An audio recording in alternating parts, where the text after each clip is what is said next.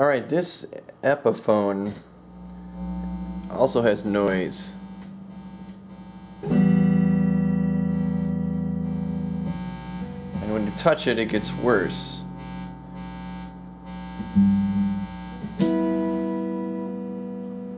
When you touch this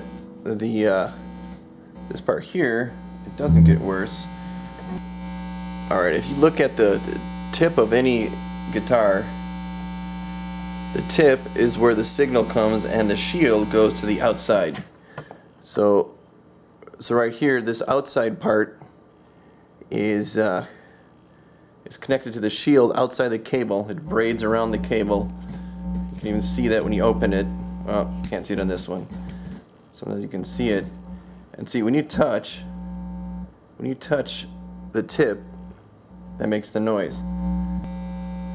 So if I touch what's the shield, the noise gets better on the outside. But then inside the guitar,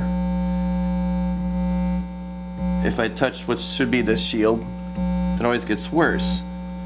Just like when I touch the tip there. So that tells me that the tip is actually connected to the ground. So basically it just amounts to, we gotta flip these two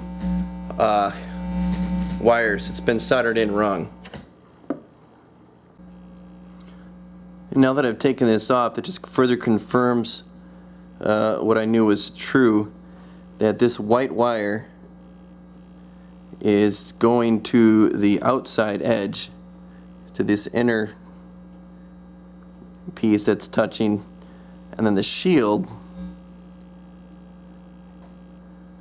the outside shield here is actually touching around here to the tip. So let's fix that. Alright, so now I resoldered it, flipped in the wires, and sounding fine. Not a sound, not a hum. Perfectly quiet, nice.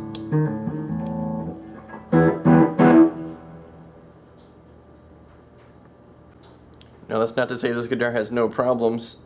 Got a few buzzy frets on the bottom here. First fret.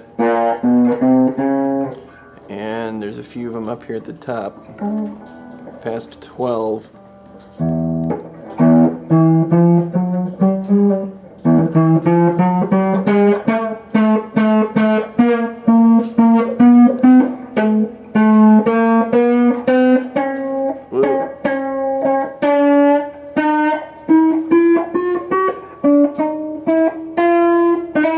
That one's a little buzzy.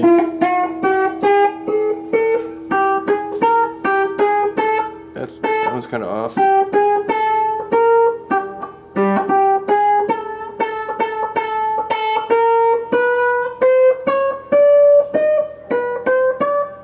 Well, that's off.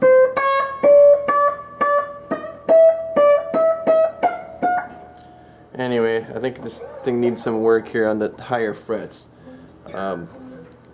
Work on this bottom one too. Not too bad as a guitar. Good action. Probably the action is a little too low for all that. Nonetheless, this does go to show that you really should check every single fret before you buy a used guitar, or even a new one for that matter.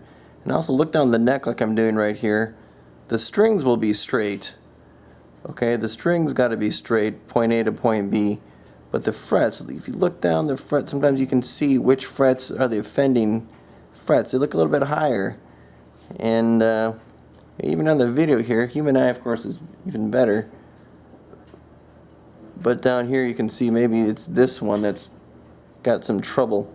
A lot of those things can be easily fixed by a technician or just a guy like me, someone who's interested in learning how to do all that. I think I'd take all of these strings off and kind of sand it flat and check that it's flat.